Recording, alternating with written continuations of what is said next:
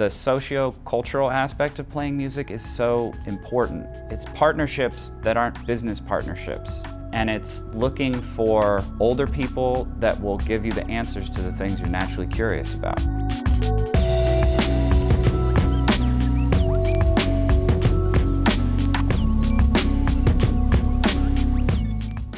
Nick, guitar player, singer, songwriter, producer, you are doing so many things involved with music. It's all exciting, it's all fun, with some absolutely great music that is coming out of you. This is fantastic. Thank you for being here for the sessions. Thank you for having me, I really appreciate it.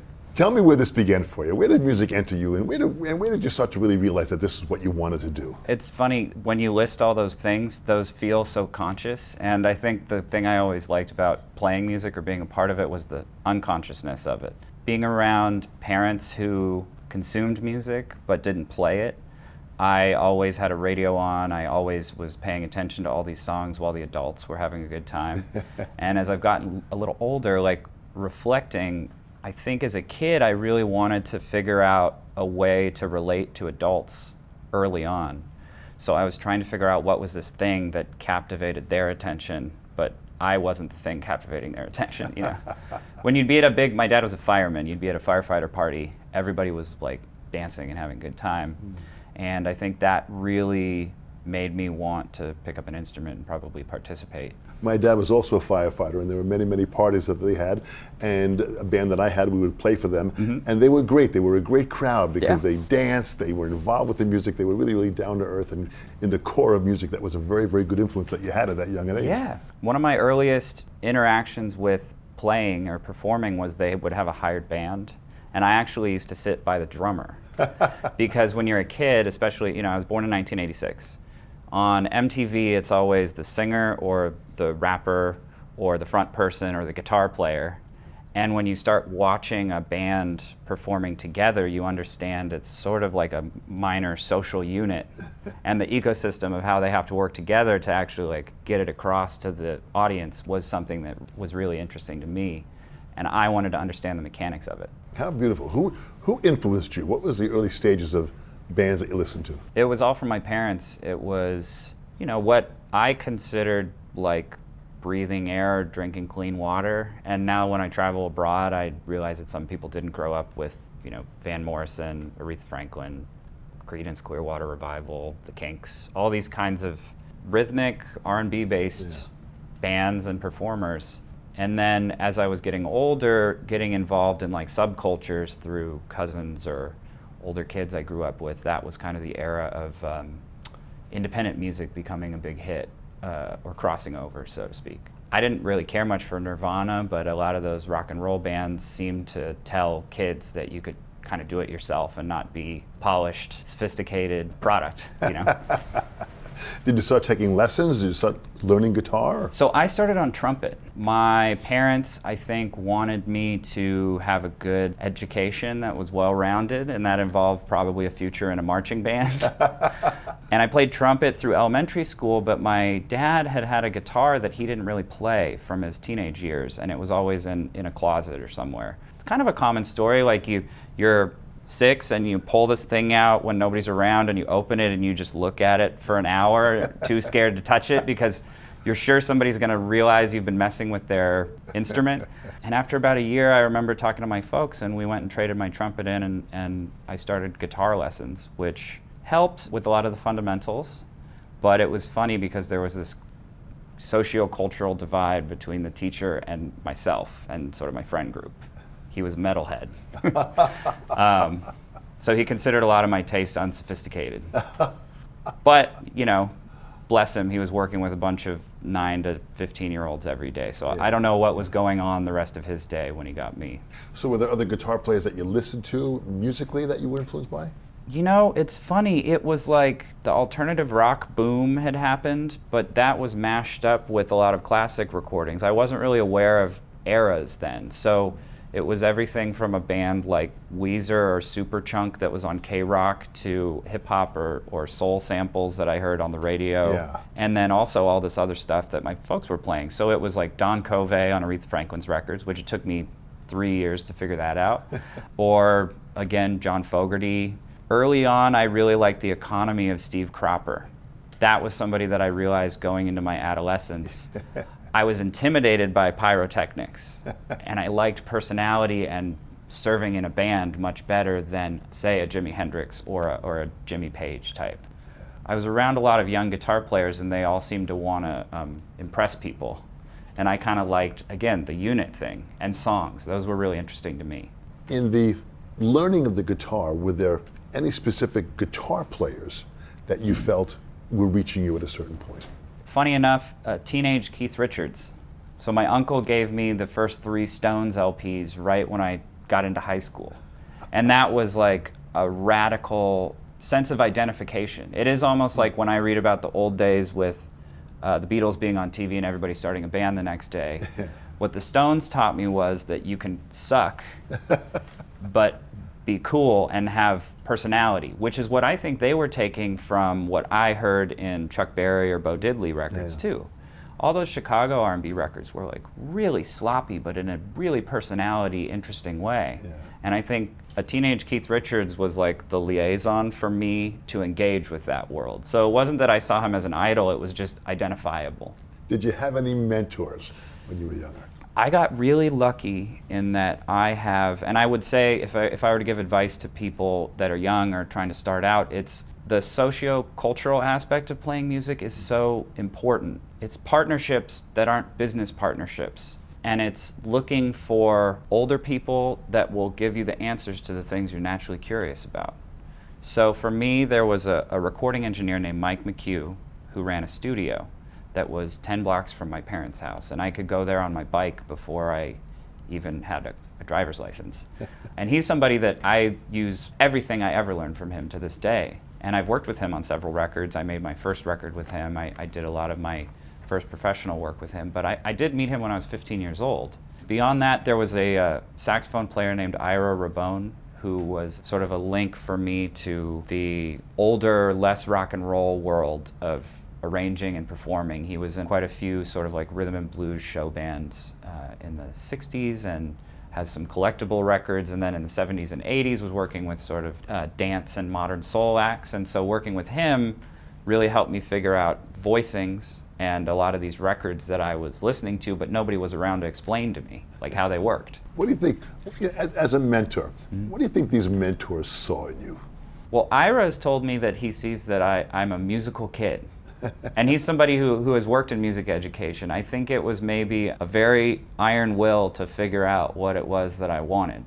Not to own, but just, gosh, I don't understand what are those, when you first hear horns and you've never grown up around any horns, you don't understand a voicing. You don't know what a baritone sounds like, or you know the concept of it, but over time you figure out like, oh, well, this microphone was at this end of the room and that's why things sound far away, or the writer has a 5-piece section playing this. And talking to somebody like Ira, you know, I remember the first thing when I met him, I said, I really love these 5 Royales records.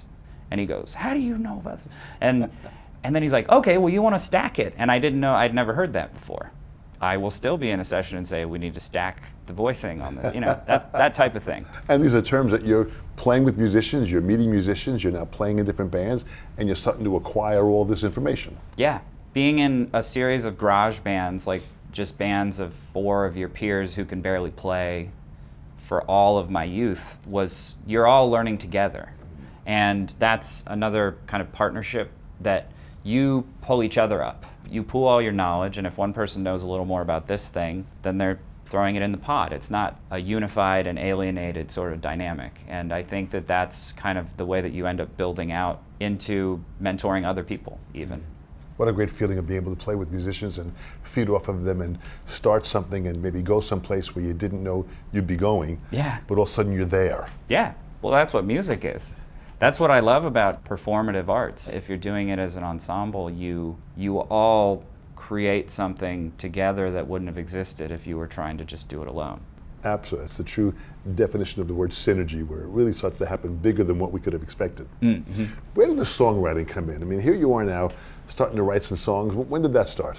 I think you need to write a lot of really bad songs as early as possible. I remember writing songs when I was not able to even really proficiently play an instrument, because you just try to emulate. It's like learning a language. You can try things on, and if you're in the safety of youth and you're not being harshly judged, Yeah. you can do a lot of crap and know that 1 out of 99 things might be okay, and then you carry on with that. For me, again, being more aware of the post-British invasion Beatles world, and also growing up with an awareness of the independent rock and roll scene, you were supposed to write songs. And there was a lot of pressure. I got a lot of heat, I remember, in one of my first bands, because I wanted to do other people's tunes that I liked. And I would be reading about all these bands I liked in the 1960s, and everybody else in my band would be like, well, everybody's saying that we're just a cover band.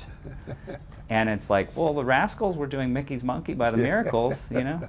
But playing other people's songs makes you learn the structures, you know? You go through these movements, and then maybe one day your brain will automatically generate a verse that's an inverse of the Mickey's Monkey form. Absolutely. Yeah. The fact that you even know the Rascals, what I love about these interviews is that I find the purpose is for this future generations to hear the names of who these bands are or these people, and do the research. Yeah. We have the ultimate, internet that we can research anybody. The Rascals, what a great band and what they did. And you're way young to know the Rascals.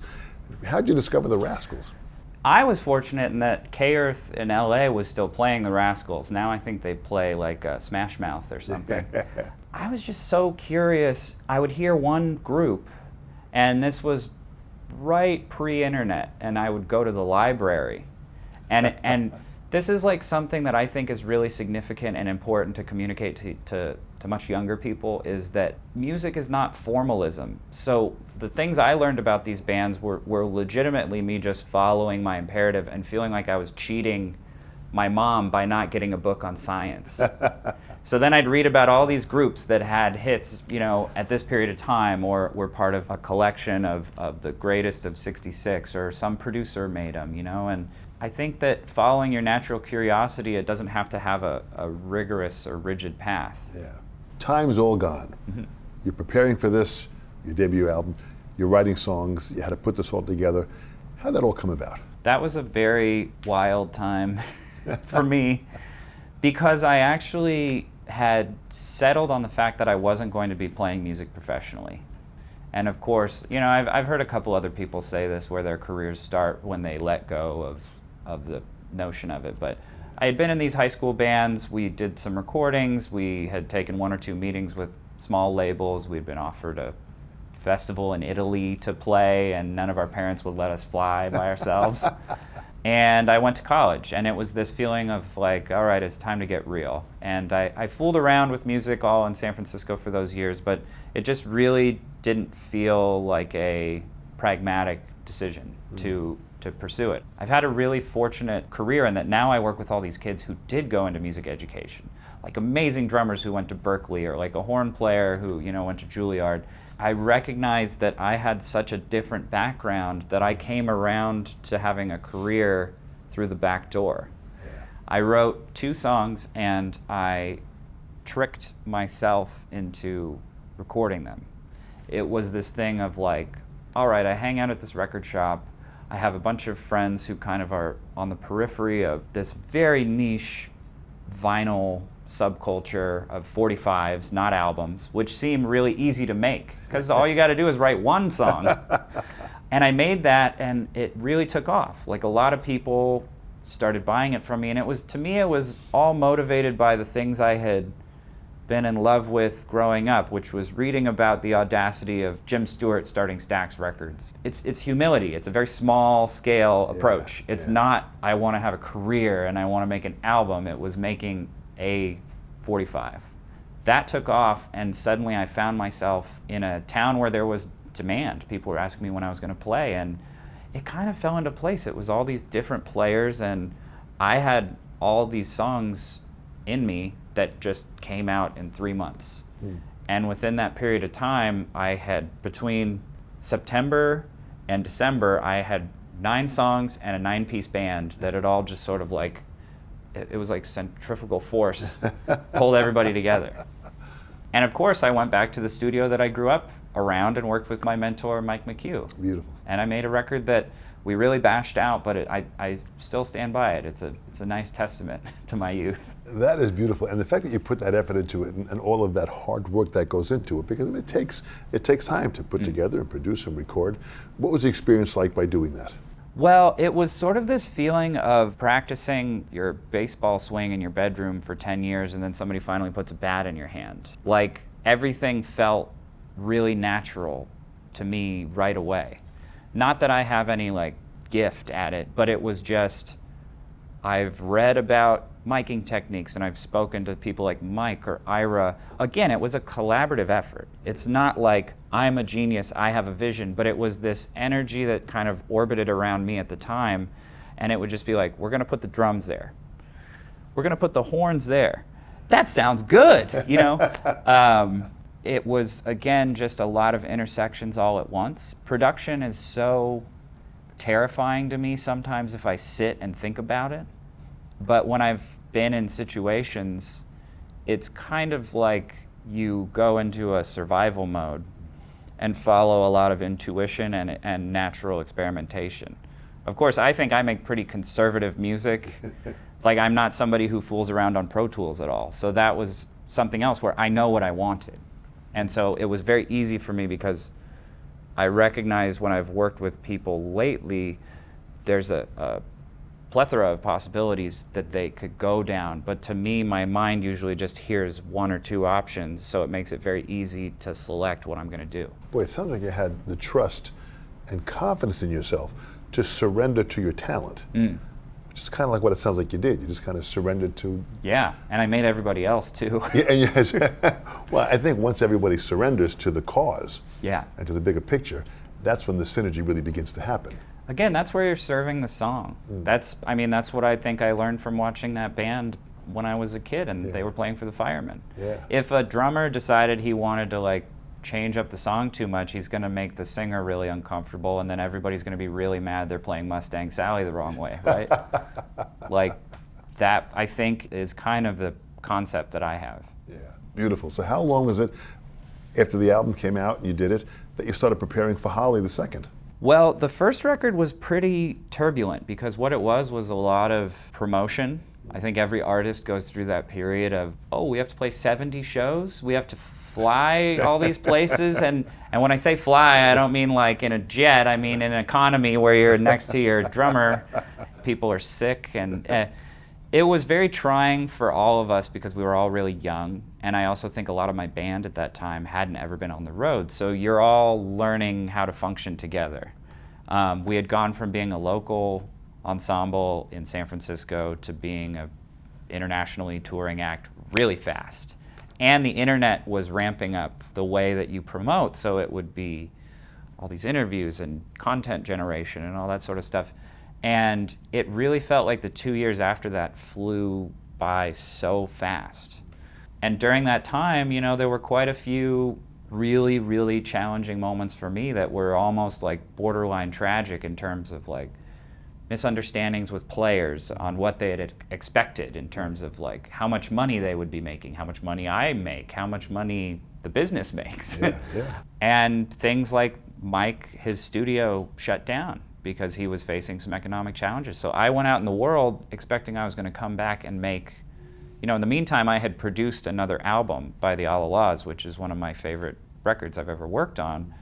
And that was the first artist that trusted me just to make a record. I wasn't on the other side of the glass at all.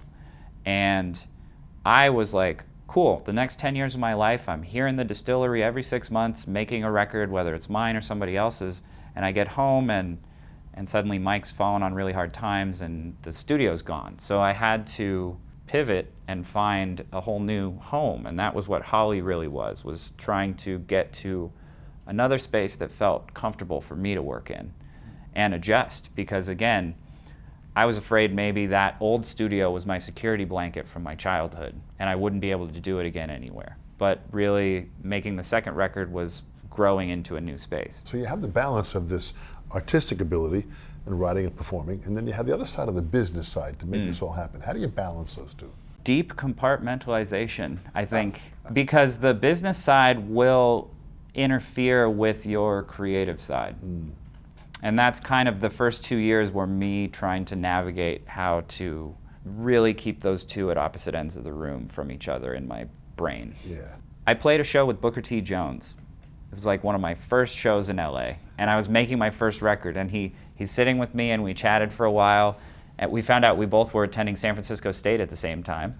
And he goes, "Have you read the Passman book?" I said, the Passman book. He's like, "You need to go buy the Passman book tomorrow. It lays out the entire legal side of the business." And that's the thing whenever I meet really young musicians that want to work on the business end. Because sometimes I tell people that you shouldn't get involved in the business if you aren't able to comprehend the business of it. You should just keep playing music and enjoy it. If you ever work on somebody else's thing, just get it in writing. Just write it on a napkin, it doesn't matter. That book really helped me, again, the same way I was trying to learn about where mics were on recordings. I saw it the same, my brain sees it the same way. Whether I've made good business decisions or not, I can't say, but I think that that's the key, is you need to compartmentalize those two things. Unless you are a ruthless sociopath. And I've met them. I've met them.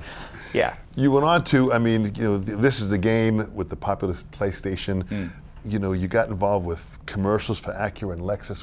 How did all that stuff come out? Where also now your music is being used in different areas? Well, that's what's funny. So I was around all these kids in college who kind of came off as the most likely to succeed musician types. Yeah. And my thing was always like, man, I just want to make a 45. And those guys were like, come to my showcase Friday. I'm singing in the hallway. I do Beatles covers. I'm pitch perfect. I'm handsome. And that was not me. And I've been real fortunate in that I think people who enjoy music enjoy my music. And so a lot of those advertisements and placements came from genuine fans in the industry, music supervisors and radio people. You'd be surprised at how friendly radio can be if you make music for them. Not music that's transparently attempting to succeed. Right. I try not to overanalyze it and maintain my humility, because also things like that can go away real quick. I don't count on any of it happening. Yeah. And it's always been a nice surprise when something like that comes along, because what it does is it funds the label that pays the fees to the musicians and the studio that I make the recordings in. That's how I see it. It's a through line. It's not that I'm like driving a Porsche because of that. It's that I get to make records because I do that. Well, how beautiful. There is really an absolute honesty in not only you as a person, but it comes out throughout your music. It really is honest, it's sincere, it's humble, and you succeed that very, very well in doing that. Thank you.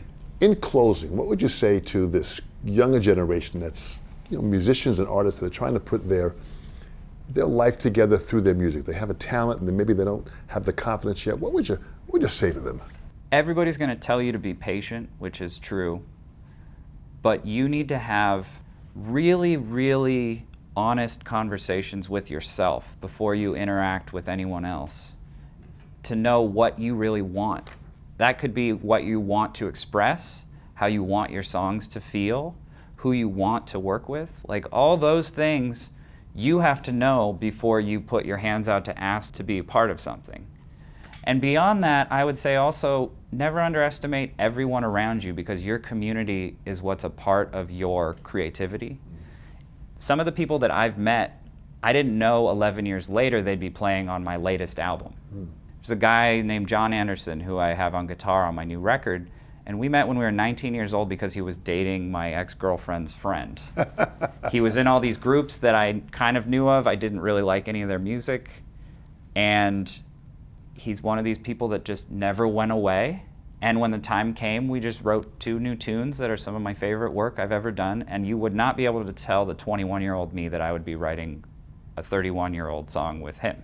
So interesting about being open to avenues that you might not exactly know where it's going, but go down there anyway. Yeah, it may sound strange coming from me, but people who are striving to be the successful thing right now are living in the past and not learning from the real past. So if you read about Rudy Van Gelder, which I did, Rudy Van Gelder was a massive inspiration and influenced me like more than anyone that you can hear in my guitar licks, because he made his records in his parents' living room on a dime and worked his day job. But what that was about was making the most of your surroundings and the community around you and bringing them into it, rather than saying, gosh, I really need $50,000 so I can go record in an expensive New York studio. People want their records to sound like Rudy Van Gelder records now. Well, it sounds like you really accomplished that. You really accomplished your own sound, your own individuality, which is probably one of the hardest things, which is to have your own style. You know, Buddy Rich once told me, he said, style is more important than technique and ability. Style really is individuality. And that individuality you have clearly in what you do in your sound. Thank you. That's an honesty, that's a humility, those are some great, great qualities, and you are a great example for this next generation to see what you are actively doing at the core of your music. For that, we thank you so much on behalf of the sessions. You have done fantastic. Thank you so much, Thanks, Nick. Dom. Appreciate it.